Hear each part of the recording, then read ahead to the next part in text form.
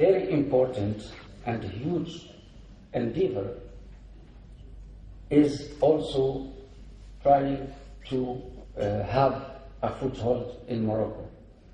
I want to say to all these people here that the embassy is fully supporting any step which be done in this direction.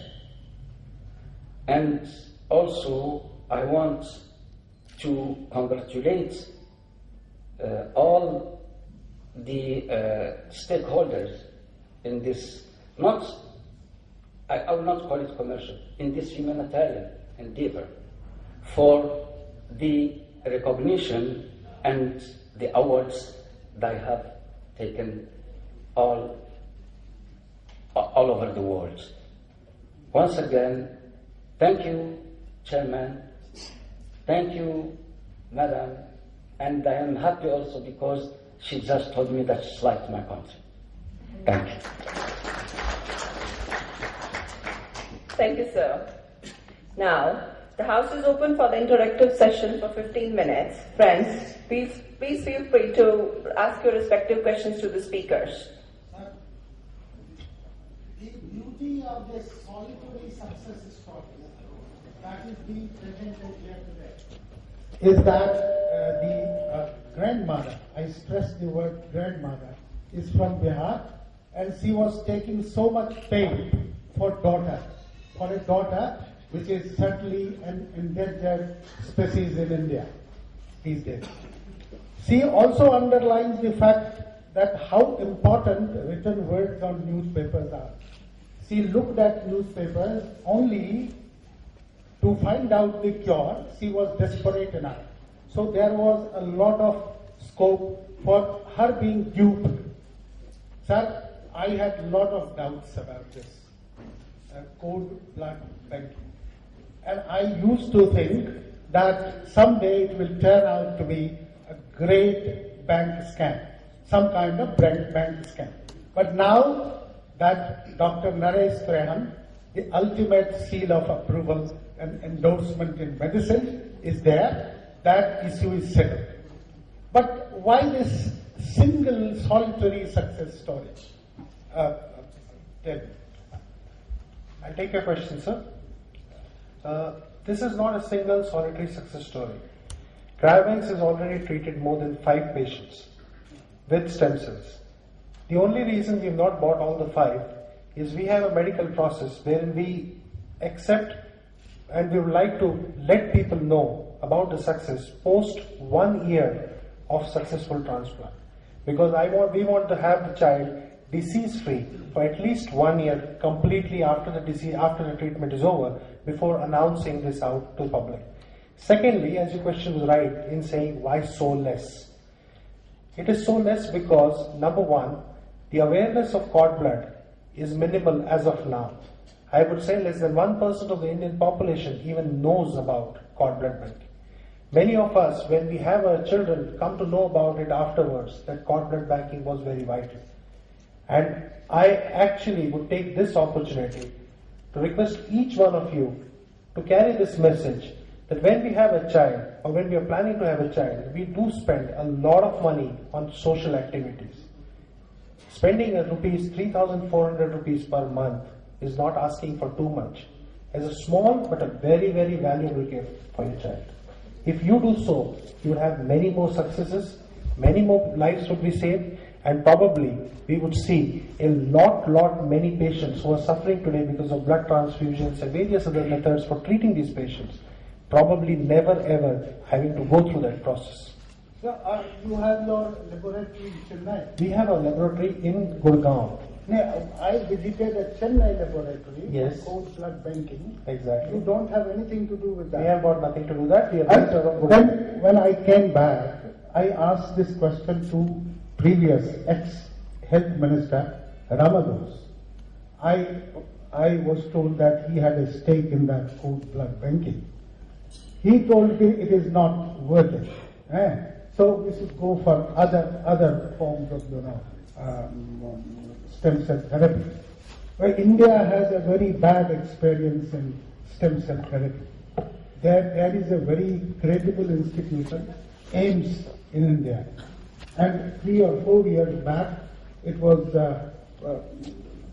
declared that there is something global first, but it didn't happen. Even today we don't know there is a credible stem cell therapy in India. So I would like to answer that. The doubts that you are expressing about stem cells are to a large degree very pertinent. There are 2 stages of stem cell. One is the promise of stem cell and the other is the real application of stem cell. What you are seeing today is the real application. And if Dr. Narikar told you about 5 done from the cryobank successfully so far, it proves one single fact, that preserved cord blood cells can be reactivated and used, which is one big step forward. So this was one of the biggest doubts we had, that when it comes to application, how valuable will it be? So that doubt you can banish from your mind now. The second thing is that what are the areas, and we are not alone in it, around the world several thousand transplants have been done. So it's not like this is only in India, because we are late starters and we are very cautious about it. That's one of the things that you said was absolutely right. We should not do things which we do not know, at least have a good idea that they are going to work. Of course, the proof is always in the eating. So I think that this, like I said, it was said by several speakers, this is a landmark event to bring to the public's attention that their confidence in preserving their children, grandchildren's stem cells can be a major contribution to their children's future, rather than spending on gold bangles which have become too expensive anyway. It is better to give them the gift of stem cells, I think, because you're seeing more and more examples of how it has been successful. And like I said, the second thing is that stem cells have had a bad name in this country, because always when something happens, there are people on the periphery, who we call the charlatans, who jump onto any idea to make money. And there are many cases in India where people are being misled and being fleeced of lakhs of rupees with no effect on them. And that is what you need to stop. You and us, we need to stop. Because why should people who are already victims of some disease or some accident, who are already living under strained financial conditions, by their emotion, you can fleece them of millions or billions of rupees? It's not right. So I think that we have a dual purpose. One is, and that's why I said, ask the right questions, because you must report the truth, otherwise, or at least what we know today as truth, otherwise we'll be doing a disservice to society. The second thing is that because the thinking of a stem cell, the origin of the thinking is very sound. The sound, because we know that it has a function in the body already. We know that the entire repair mechanism of the body is dependent on the renewal of cells is stem cells. So we know that. We just need to work out the mechanism in which we can apply it to different parts or different diseases, because we have, as you know, embryonic stem cells, we have many different types of reds, and we have some concerns.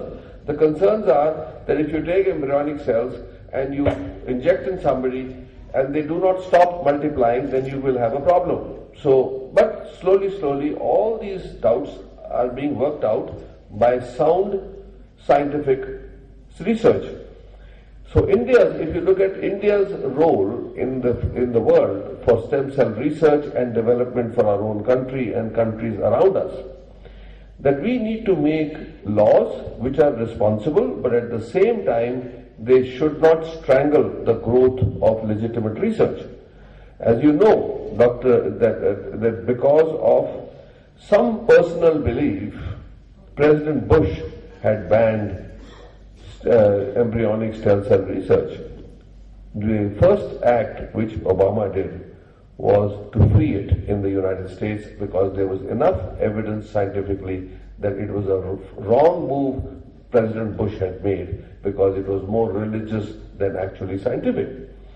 So I think we are at a crossroads in India, and that's why I said your question is very pertinent, that I think we have enough evidence now, and we have documented, I myself have presented a paper on cardiac stem cells and the improvement in patients in heart failure who would have no choice otherwise by improving their heart function by 30%. And this was accepted at the International Society of Minimal Invasive Surgery. That's when I presented the paper.